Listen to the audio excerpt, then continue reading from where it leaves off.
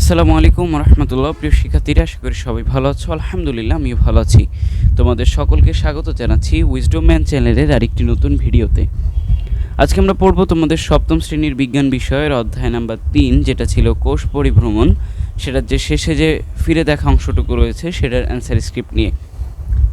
তো প্রিয় শিক্ষার্থীরা, এই অধ্যায়টা কিন্তু মূলত আলোচনা করা হয়েছে কোষ সম্পর্কে, উদ্ভিদ এবং প্রাণী কোষ যেটা রয়েছে সেটার কোষ সম্পর্কে, এবং তাদের যে ভিন্ন ভিন্নতা, মানে তাদের যে বৈশিষ্ট্য, কোষের যে বৈশিষ্ট্য, সেগুলো নিয়ে আলোচনা করা হয়েছে, এবং তাদের কার্যকারিতা, কিভাবে তারা বৃদ্ধি পায় ইত্যাদি সব কিছু কিন্তু এখানে বিস্তারিতভাবে আলোচনা করা হয়েছে।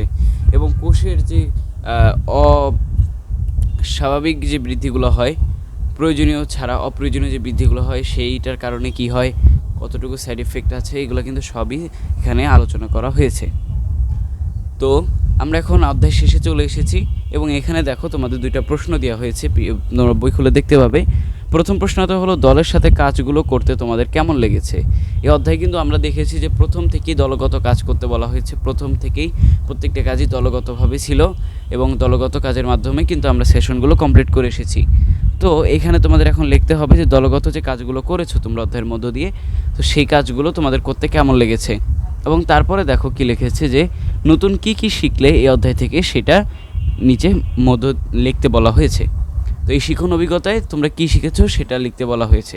এই অধ্যায়টা যেহেতু কোষ নিয়ে আলোচনা করা হয়েছে, তাহলে অবশ্যই এখানে আমরা কোষ সম্পর্কে জেনেছি, কোষের বিভিন্ন কার্যকারিতা সম্পর্কে জেনেছি, উপকারিতা জেনেছি, কিভাবে বৃদ্ধি হয়, কিভাবে আমাদের শরীরে কাজে লাগে, এবং এটার সাইড এফেক্ট বা অপ্রত্যাশিত বা অপ্রয়োজনীয় যে বৃদ্ধি হয় সেটার ফলেও কী হয় সেটাও কিন্তু আমরা এখানে জেনেছি।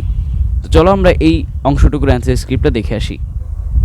দেখো এখানে লিখেছি যে দলের সবার সাথে কাজগুলো করতে পেরে আমার খুবই ভালো লেগেছে, এবং দলের সবার সক্রিয়তা দেখে আমি খুবই মুগ্ধ হয়েছি। এই কাজগুলোর মধ্য দিয়ে আমি কিন্তু পরমাণু গঠন এবং পদার্থের বৈশিষ্ট্য সম্পর্কে খুব ভালো মতো ধারণা পেয়েছি। তো প্রিয় শিক্ষার্থীরা, আমরা দেখে নিলাম আমাদের যে প্রথম যে প্রশ্নটা ছিল, দলের সবার সাথে কাজ করতে কেমন লেগেছে এবং নতুন কী কী শিখলে, এইটার অ্যান্সারটা আমরা দেখে এসেছি। তো এই অধ্যায়ে আরেকটা প্রশ্ন রয়েছে, আমরা সেটাতে চলে যাচ্ছি। এরপরে যে প্রশ্নটা রয়েছে সেটা হলো, কোষের কোন বিষয়টি তোমার সবচেয়ে বেশি চমকপ্রদ লেগেছে? এখানে যেহেতু বিভিন্ন রকম কোষ নিয়ে আলোচনা করা হয়েছে, বিভিন্ন কার্যকারিতা নিয়ে আলোচনা করা হয়েছে, এগুলোর মধ্য থেকে তোমার কোষের কোন বিষয়টা সবচেয়ে বেশি ভালো লেগেছে বা কোনটা চমকপ্রদ লেগেছে, ইন্টারেস্টিং লেগেছে, সেটা তোমাকে এখানে লিখতে বলা হয়েছে। তো প্রিয় শিক্ষার্থীরা, চলো আমরা এটা দেখে আসি। আমরা অ্যান্সার স্ক্রিপ্টে চলে এসেছি। এখানে দেখো আমি লিখেছি যে কোষের বিভাজন প্রক্রিয়াটি আমার কাছে খুবই চমকপ্রদ মনে হয়েছে।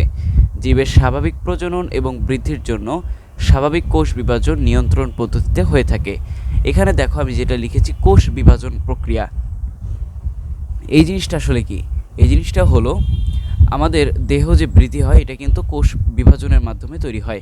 কারণ কোষ কি হয়, একটা কোষের থেকে বহু বহু কোষ বের হয়। ধরো একটা থেকে তোমার 2টা কোষ বের হলো, এবং সেই 2টা থেকে আবার 2টা করে মোট 4টা কোষ বের হবে। ওই 4টা কোষের থেকে 8টা, 8টা থেকে 16টা, 16টার থেকে 32টা, এরকম করে কি হবে, তোমার কোষ শরীরে বৃদ্ধি পাবে, এবং এর মাধ্যমে কি হবে, আমাদের শরীরে যে বৃদ্ধিটা রয়েছে সেটা কিন্তু হবে। এই বিভাজন প্রক্রিয়ার মাধ্যমে কিন্তু আমাদের শরীরে প্রজনন ক্ষমতা এবং বৃদ্ধিটা সম্পূর্ণভাবে হয়। এটা কিন্তু খুবই নিয়ন্ত্রণভাবে হয়। কারণ আমি তোমাদের বিভাজন প্রক্রিয়াটা সম্পর্কে যদি বলি, তাহলে হলো বিভাজনে মূলত একটা কোষ থাকে। ধরে নিলাম প্রথম যে কোষটা থাকে সেটাকে বলা হয় হলো মাতৃকোষ। এবং এই মাতৃকোষ কি হয়, মাতৃকোষ একটা কোষ থাকে, স্বাভাবিক সাইজেরই একটা কোষ থাকে, এবং এটা কি হয়, আস্তে আস্তে সময়ের কালে কালে এটা মাঝখান থেকে চাপ প্রয়োগ হয়, ভিতর কি বলে ভিতরেই কিন্তু একটা চাপ প্রয়োগ হয়, এবং যার ফলে কি হয়, কোষটা মাঝখান থেকে আস্তে আস্তে চুপসে আসতে থাকে, মানে দুই সাইড হওয়ার জন্য মাঝখান থেকে চিকন হতে থাকে, চাপ প্রদান করলে যেরকম হয় সেরকম হতে থাকে। এর ফলে কি হয়, যে মাতৃকোষটা থাকে তার নিউক্লিয়াস এবং সাইটোপ্লাজম আস্তে আস্তে দুই মেরুর দিকে চলে যায়, মানে দুই প্রান্তে চলে যায়, হ্যাঁ। এবং পরে আরও চাপের প্রয়োগের ফলে, চাপের কারণে মাঝখান থেকে সেটা বিচ্ছিন্ন হয়ে যায়, এবং তখন 2টা কোষ তৈরি হয়, যেটা কিনা নাম বলা হয় অপত্য কোষ।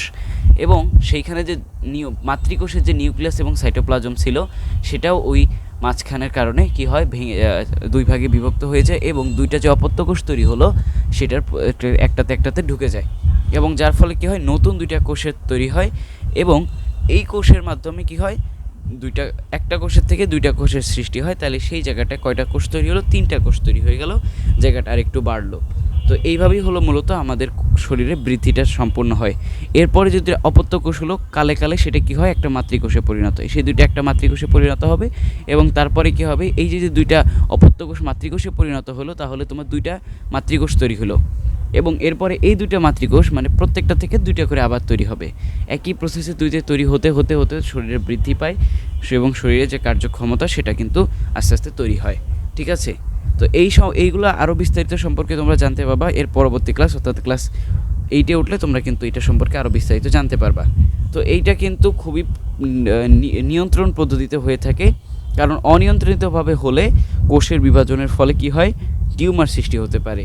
এইটা কিন্তু সম্পর্কে তোমাদের ক্লাস 7-এর বইয়ে উল্লেখ করা আছে যে এটার মাধ্যমে টিউমার বা ক্যান্সার তৈরি হয়। এবং তোমরা জানো যে এই ক্যান্সার বা টিউমার এটা কতটা ভয়াবহ একটা রোগ, এবং এটার কিন্তু এখন পর্যন্ত কোনো চিকিৎসা ওরকমভাবে তৈরি হয়নি। তো প্রিয় শিক্ষার্থীরা, আমরা দেখে নিলাম আমাদের যে দুটো প্রশ্ন ছিল সেই দুটোর অ্যান্সার স্ক্রিপ্ট। আশা করি তোমরা বুঝতে পেরেছো, আমি তোমাদেরকে বোঝানোর চেষ্টা করেছি। আজকের ক্লাসটা আমরা এই পর্যন্তই রাখবো। এর পরবর্তী ক্লাসে আমরা এর পরের অধ্যায় যেটা রয়েছে সূর্যালোকে রান্না, অধ্যায় নাম্বার 4, তো আমরা সেই অধ্যায়ের বিস্তারিত আলোচনা থেকে শুরু করব। তো আল্লাহ হাফেজ, আসসালামু আলাইকুম ওয়া রাহমাতুল্লাহ।